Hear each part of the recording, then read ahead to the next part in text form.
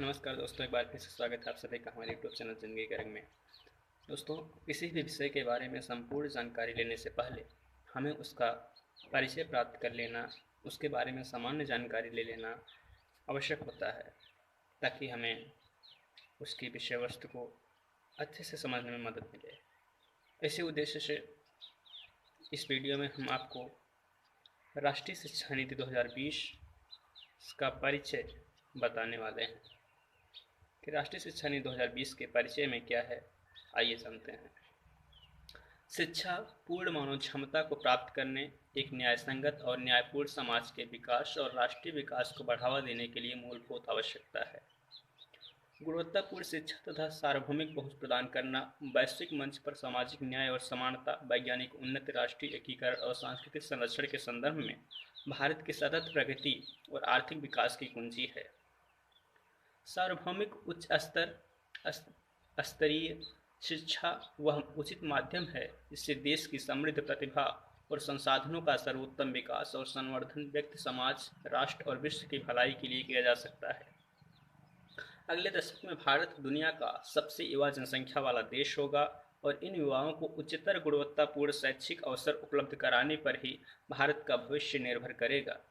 भारत द्वारा 2015 में अपनाए गए सतत विकास एजेंडा 2030 के लक्ष्य 4 SDG 4 में परिलक्षित वैश्विक शिक्षा विकास एजेंडा के अनुसार विश्व में 2030 तक सभी के लिए समावेशी और समान गुणवत्तायुक्त शिक्षा सुनिश्चित करने और जीवन पर्यंत शिक्षा के अवसरों को बढ़ावा दिए जाने का लक्ष्य है।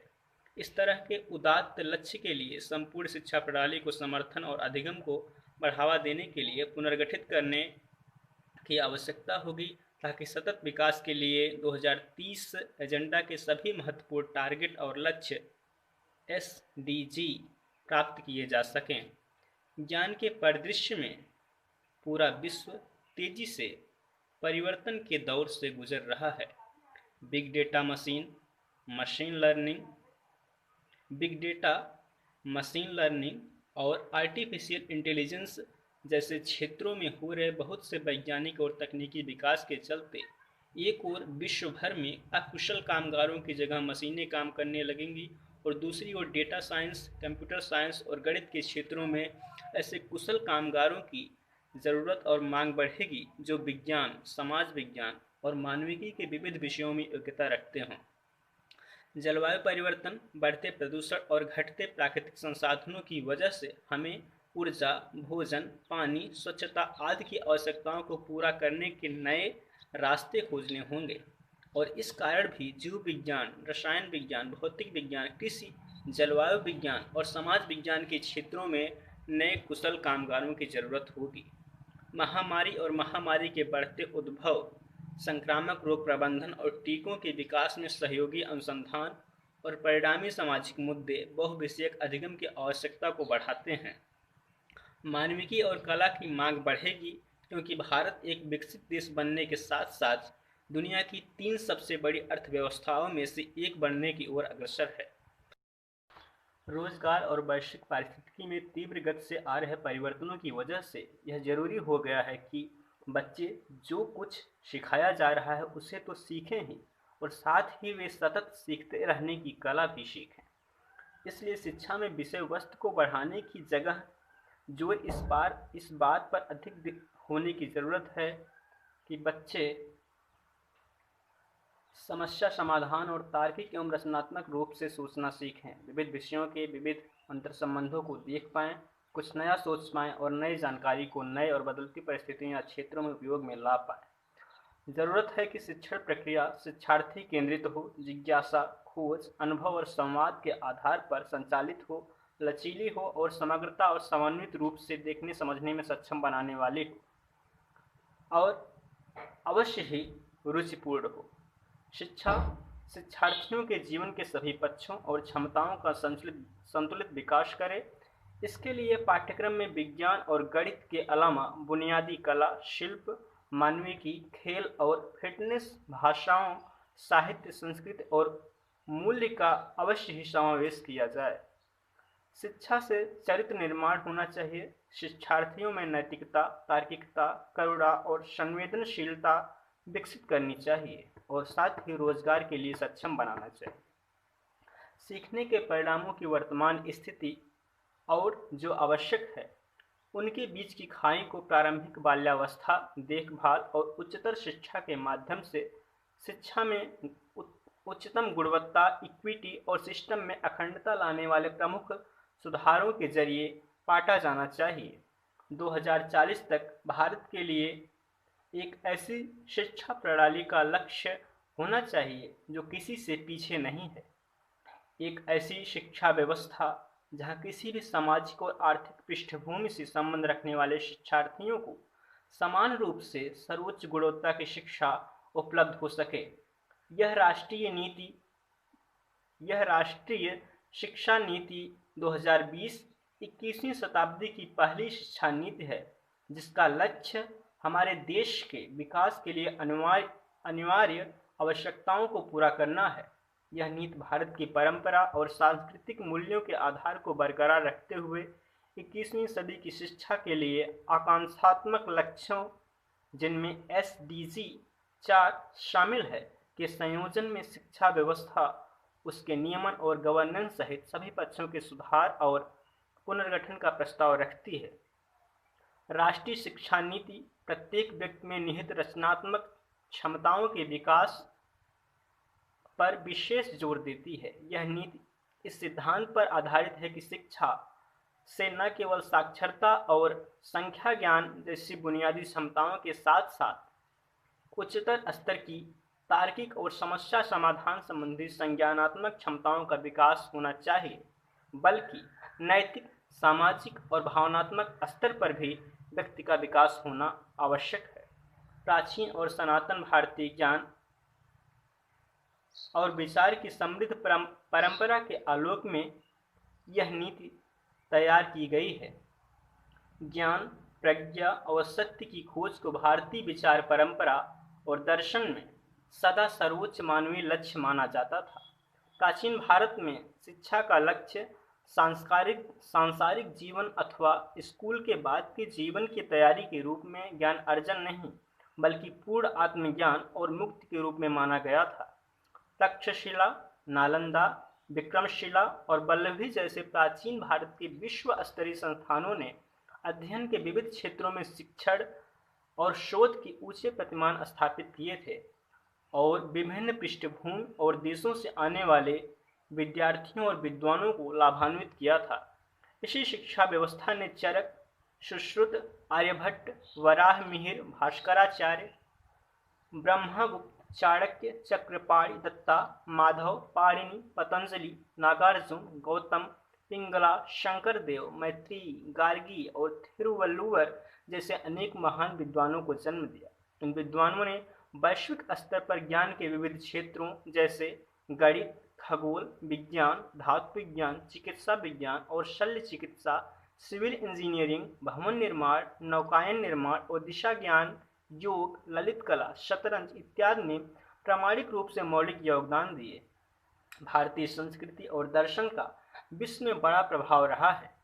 वैश्विक महत्व की इस समृद्ध विरासत को आने वाली पीढ़ियों के लिए न सिर्फ सहेज कर संरक्षित रखने की जरूरत है, बल्कि हमारी शिक्षा व्यवस्था द्वारा उस पर शोध कार्य होने चाहिए और उसे और समृद्ध किया जाना चाहिए और नए नए उपयोग भी सोचे जाने चाहिए। शिक्षा व्यवस्था में किए जा रहे बुनियादी बदलावों के केंद्र में अवश्य ही शिक्षक होना चाहिए। शिक्षा की नई नीति को निश्चित तौर पर हर स्तर पर शिक्षकों को समाज के सर्वाधिक सम्माननीय और अनिवार्य सदस्य के रूप में पुनः स्थान देने में सहायता करनी होगी, क्योंकि शिक्षक ही नागरिकों की हमारी अगली पीढ़ी को सही मायने में आकार देते हैं। इस नीति द्वारा शिक्षकों को सक्षम बनाने के लिए हर संभव कदम उठाए जाने की आवश्यकता है, जिससे वे अपने कार्य को प्रभावी रूप से कर सकें। नई शिक्षा नीति को हर स्तर पर शिक्षण के पेशे में सबसे होनहार लोगों का चयन करने में सहायता करनी होगी, जिसके लिए उनकी आजीविका, सम्मान, मान मर्यादा और स्वायत्तता सुनिश्चित करनी होगी। साथ ही तंत्र में गुणवत्ता नियंत्रण और जवाबदेही की बुनियादी प्रक्रियाएं स्थापित करनी होंगी। नई शिक्षा नीति को सभी विद्यार्थियों के लिए, चाहे उनका निवास स्थान कहीं भी हो, गुणवत्तापूर्ण शिक्षा व्यवस्था उपलब्ध करानी होगी। इस कार्य में ऐतिहासिक रूप से हाशिए पर रह रहे समुदायों, वंचित और अल्प प्रतिनिधित्व वाले समूहों पर विशेष ध्यान दिए जाने की जरूरत होगी। शिक्षा बराबरी सुनिश्चित करने का बड़ा माध्यम है और इसके द्वारा समाज में समानता, समावेशन और सामाजिक आर्थिक रूप से गतिशीलता हासिल की जा सकती है। ऐसे समूहों के बच्चों के लिए परिस्थितिजन्य बाधाओं के बावजूद हर संभव पहल की जानी चाहिए, जिससे वे शिक्षा व्यवस्था में प्रवेश भी पा सकें और उत्कृष्ट प्रदर्शन भी कर सकें।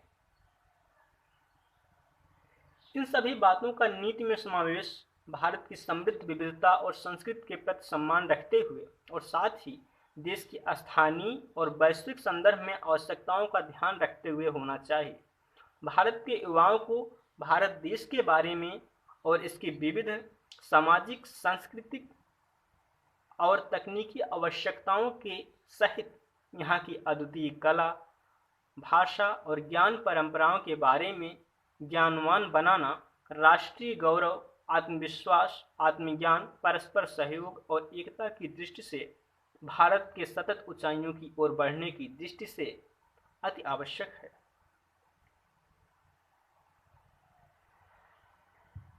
अब आइए जानते हैं कि भारत में शिक्षा के क्षेत्र में पिछली नीतियां क्या रही हैं। अभी तो 2020 में राष्ट्रीय शिक्षा नीति 2020 आ गई है। पिछली नीतियों के बारे में आइए थोड़ा सा जानते हैं। शिक्षा पर पिछली नीतियों का जोर मुख्य रूप से शिक्षा तक पहुंच के मुद्दों पर था। 1986 की राष्ट्रीय शिक्षा नीति, जिसे 1992 NPE 1986-1992 में संशोधित किया गया था, कि अधूरे काम को इस नीति के द्वारा पूरा करने का भरपूर प्रयास किया गया है। 1986/92 की पिछली नीति के बाद से एक बड़ा कदम निःशुल्क और अनिवार्य शिक्षा अधिनियम 2009 रहा है, जिसने सार्वभौमिक प्रारंभिक शिक्षा सुलभ कराने हेतु कानूनी आधार उपलब्ध कराया। अब यह जानते हैं कि नई शिक्षा नीति 2020 जो आई है, इस नीति के आधार सिद्धांत क्या हैं। शैक्षिक प्रणाली का उद्देश्य अच्छे इंसानों का विकास करना है, जो तर्कसंगत विचार और कार्य करने में सक्षम हो, जिसमें करुणा और सहानुभूति, साहस और लचीलापन, वैज्ञानिक चिंतन और रचनात्मक कल्पना शक्ति, नैतिक मूल्य और आधार हों। इसका उद्देश्य ऐसे उत्पादक लोगों को तैयार करना है जो कि अपने संविधान द्वारा परिकल्पित समावेशी और बहुलतावादी समाज के निर्माण में बेहतर तरीके से योगदान करें। एक अच्छी शैक्षणिक संस्था वह है जिसमें प्रत्येक छात्र का स्वागत किया जाता है और उसकी देखभाल की जाती है, जहां एक सुरक्षित और प्रेरणादायक शिक्षण वातावरण मौजूद होता है, जहां सभी छात्रों को सीखने के लिए विविध प्रकार के अनुभव उपलब्ध कराए जाते हैं और जहां सीखने के लिए अच्छे बुनियादी ढांचे और उपयुक्त संसाधन उपलब्ध हैं। ये सब हासिल करना प्रत्येक शिक्षा संस्थान का लक्ष्य होना चाहिए। तथापि साथ ही विभिन्न संस्थानों के बीच और शिक्षा के हर स्तर पर परस्पर सहज जुड़ाव और समन्वय आवश्यक है। मूलभूत सिद्धांत जो बड़े स्तर पर शिक्षा प्रणाली और साथ ही व्यक्तिगत संस्थानों दोनों का मार्गदर्शन करेंगे, ये हैं: हर बच्चे की विशिष्ट क्षमताओं की स्वीकृति, पहचान और उनके विकास हेतु प्रयास करना, शिक्षकों और अभिभावकों को इन क्षमताओं के प्रति संवेदनशील बनाना, जिससे वे बच्चे की अकादमिक और अन्य क्षमताओं में उनके सर्वांगीण विकास पर भी पूरा ध्यान दें। बुनियादी साक्षरता और संख्या ज्ञान को सर्वाधिक प्राथमिकता देना, जिससे सभी बच्चे कक्षा 3 तक साक्षरता और संख्या ज्ञान जैसे सीखने के मूलभूत कौशलों को हासिल कर सकें। लचीलापन, ताकि शिक्षार्थियों में उनके सीखने के तौर तरीके और कार्यक्रमों को चुनने की क्षमता हो और इस तरह भी अपनी प्रतिभा और रुचियों के अनुसार जीवन में अपना रास्ता चुन सकें। कला और विज्ञान के बीच पाठ्यक्रम और पाठ्येतर गतिविधियों के बीच व्यावसायिक और शैक्षणिक धाराओं आदि के बीच कोई स्पष्ट अलगाव न हो, जिससे ज्ञान के क्षेत्रों के बीच हानिकारक ऊंच नीच और परस्पर दूरी एवं असंबद्धता को दूर किया जा सके।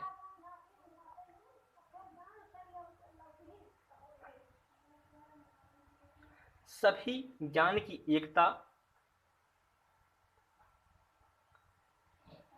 और अखंडता को सुनिश्चित करने के लिए एक बहुविषयक दुनिया के लिए विज्ञान, सामाजिक विज्ञान, कला, मानविकी और खेल के बीच एक बहुविषयक मल्टीडिसिप्लिनरी और समग्र शिक्षा का विकास, अवधारणात्मक समझ पर जोर, न कि रटंत पद्धति और केवल परीक्षा के लिए पढ़ाई, रचनात्मकता और तार्किक सोच, तार्किक निर्णय लेने और नवाचार को प्रोत्साहित करने के लिए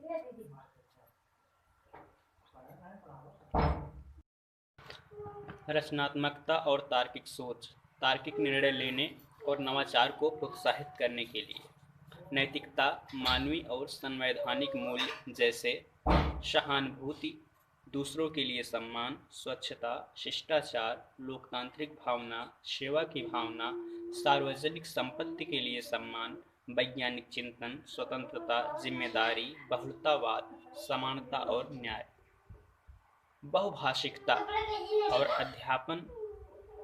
और अध्ययन अध्यापन के कार्य में भाषा की शक्ति को प्रोत्साहन, जीवन कौशल जैसे आपसी संवाद, सहयोग, सामूहिक कार्य और लचीलापन, सीखने के लिए सतत मूल्यांकन पर जोर, इसके बजाय कि साल के अंत में होने वाली परीक्षा को केंद्र में रखकर शिक्षण हो, जिससे कि आज की कोचिंग संस्कृति को ही बढ़ावा मिलता है।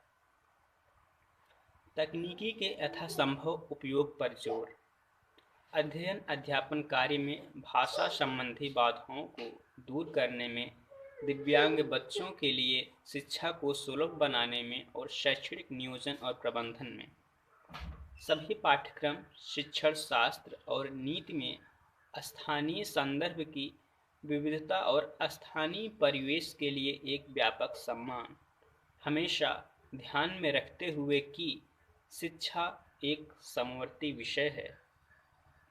सभी शैक्षिक निर्णयों की आधारशिला के रूप में पूर्ण समता और समावेशन, साथ ही शिक्षा को लोगों की पहुंच और सामर्थ्य के दायरे में रखना, यह सुनिश्चित करने के लिए कि सभी छात्र शिक्षा प्रणाली में सफलता हासिल कर सकें।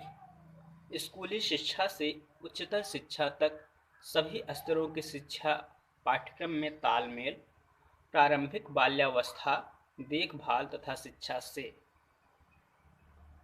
शिक्षकों और संकाय को सीखने की प्रक्रिया का केंद्र मानना, उनकी भर्ती और तैयारी की उत्कृष्ट व्यवस्था, निरंतर व्यावसायिक विकास और सकारात्मक कार्य वातावरण और सेवा की स्थिति, शैक्षिक प्रणाली की अखंडता, पारदर्शिता और संसाधन कुशलता, ऑडिट और सार्वजनिक प्रकटीकरण के माध्यम से सुनिश्चित करने के लिए एक हल्का लेकिन प्रभावी नियामक ढांचा, साथ ही साथ स्वायत्तता, सुशासन और सशक्तिकरण के माध्यम से नवाचार और आउट ऑफ द बॉक्स विचारों को प्रोत्साहित करना, गुणवत्तापूर्ण शिक्षा और विकास के लिए उत्कृष्ट स्तर का शोध, शैक्षिक विशेषज्ञों द्वारा निरंतर अनुसंधान और नियमित मूल्यांकन के आधार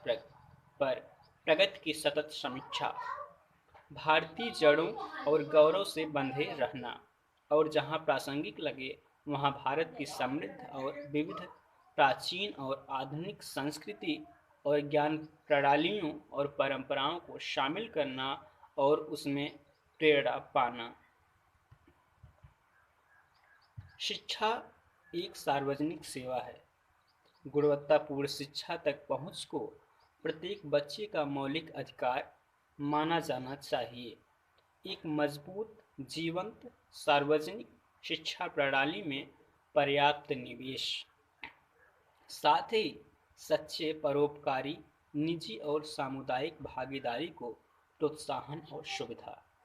अब आइए जानते हैं राष्ट्रीय शिक्षा नीति 2020 का विजन क्या है।